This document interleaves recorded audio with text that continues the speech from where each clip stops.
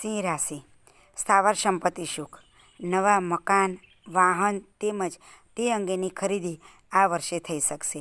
તમારે નવા મકાનમાં જવાની ઈચ્છા આ વર્ષે પૂર્ણ થઈ શકે એમ છે. તે સિવાય તે અંગે અગત્યની લોન પાસ પણ આ વર્ષે થઈ શકશે. વારસાગત મિલકતના પ્રશ્નો ઉકેલાય અને મિલકતને લગતી તમારે તેને લગતી પણ લોન આ વર્ષે આપ પાસ કરી શકશો. એટલે કે નવા વાહન, મોટા વાહનની ખરીદી પણ આ વર્ષે થઈ શકશે. સ્થાવર મિલકત માટે વર્ષ ખૂબ શુભ છે.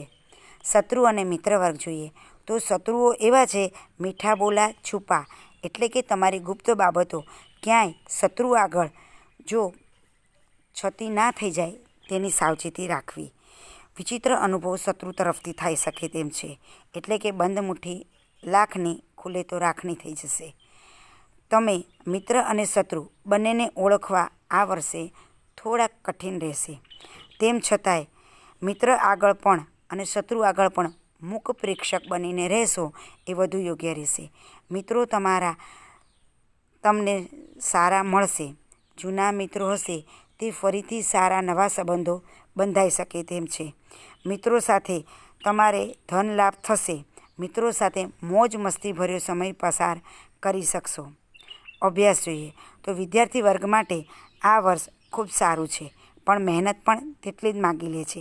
એટલે કે અભ્યાસ અર્થે આપ વિદેશ જવાની ઈચ્છા હશે તો તમારે ખૂબ જ વધારે મહેનત અને પરિશ્રમ માગી લે છે. સમયનો સદુપયોગ કરતાં શીખી અભ્યાસમાં ખૂબ ધ્યાન આપવું જરૂરી રહેશે. અભ્યાસ અંગે યોગ્ય દિશા પણ આપ આ વર્ષે મળી શકશે.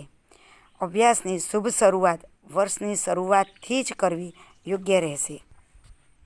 આમ આ સમયે આપના માટે એવો છે કે પરિવાર, મિત્ર, સમાજ, કોઈ પણ ક્ષેત્રના કાર્ય કરવામાં પણ સાંકળ તમને ભરાયેલી જ રહેશે. એટલે કે તમારે બંધ સાંકળે તાળું ખોલીને રહેવાનું છે. પરિવાર અનિચ્છનીય બનાવ બનશે, પણ તમારે હરી ઈચ્છા માની તેને સ્વીકાર કરી લેવું પડશે. રાજકીય ક્ષેત્રે કોઈ કાંટાળો મુગટ કેમ તમને પહેરાવવામાં આવ્યો હોય અને પગમાં સાંકળ તો હશે જ. આવા અનુભવ તમને આ વર્ષે થશે જ. કુદરતના સાનિધ્યમાં રહીને આદિ, વ્યાધિ અને ઉપાધિ બધું જ તમારે ભૂલી અને સમયની સાથે સમાધાન કરીને ચાલવું જ પડશે. આ વર્ષ તમારા માટે જો ઈશ્વરની ઈચ્છા સમજીને સારું અને ખોટું તેમ માનીને ચાલશો તો તમે અંદરથી જ, તમારા હૃદયથી જ તમે આનંદ અને તમારા મનને તમે આનંદમય રાખી શકશો.